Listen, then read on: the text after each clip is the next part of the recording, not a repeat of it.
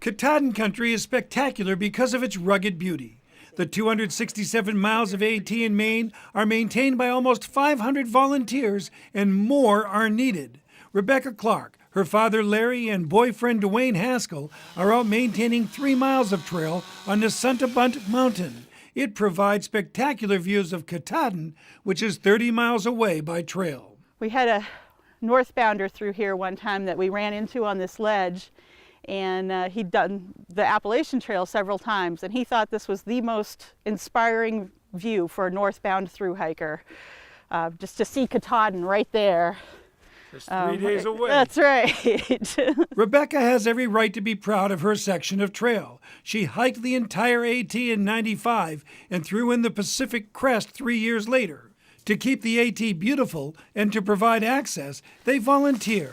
Using saw and clippers and muscle and sweat, they try to keep the trail 4 feet wide and 8 feet tall. Oh, it probably helps keep me in shape a little bit, and I like to be outdoors. I like to work in the woods. In fact, Larry may have contributed to the trail's route while a teenager.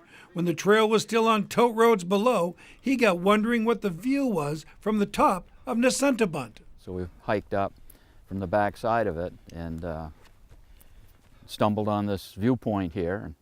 And then when it came desirable to relocate the trail, we decided, well, this is the place to put it. Larry and his wife brought Rebecca here the year she was born, and their picture was even in National Geographic. You literally learned to walk on the trail. We'll learn to crawl. I learned to crawl on the trail. To see what trail maintenance people do and to look at this section of the 100-mile wilderness, photographer Kirk Craddy, intern Jeremy Van Droff, and I took a 21-mile hike to Aball Bridge. Are we there yet? We walked past a small chain of lakes and saw fishermen in pursuit of brook trout, and soon came to Pollywog Gorge on the 43,000-acre Namakanta Public Reserve. It's spectacular. We got the river. Is this the Pollywog? Pollywog Gorge. Gushing, rushing, foliage. It's the Not biggest foliage. gorge I've ever seen in Maine. Although more than 2 million will hike on the Appalachian Trail this summer, we didn't see another hiker. It was neat to think about the 2,000 through hikers already on the trail in the southern United States and the 500 who would make it to Maine. One of their last stops will be the beautiful lean-to at Rainbow Stream. It's not much, but we call it home. This is one of the most beautiful places I've ever lunched. The trail food we'd brought along was already tasting pretty good. It was a great place to stop and rest.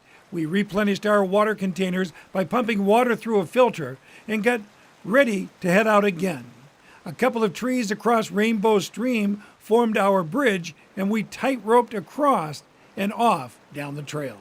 I think we underappreciated the work of the trail crews until we hit a spot where they haven't been. Then one makes their way around or through the blowdown. As the afternoon wore on, our silly talk at times got more serious. I don't know about the others, but my feet were killing me. And come evening, we had our first incident of insubordination. Would you take the camera and run up and get a shot of Katahdin? No.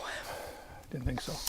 We camped for the night on Rainbow Lake. The AMC maintains a campsite at Rainbow Springs.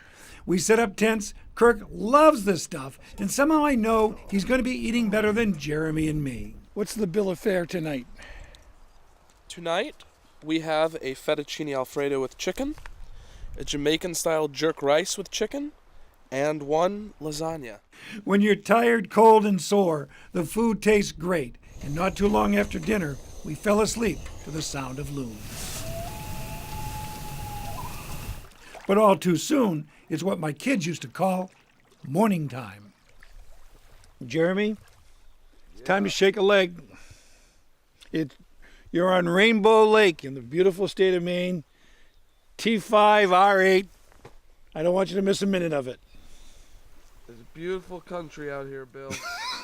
Having gone 14 or 15 miles the first day, we probably had only 7 or 8 left to Aball.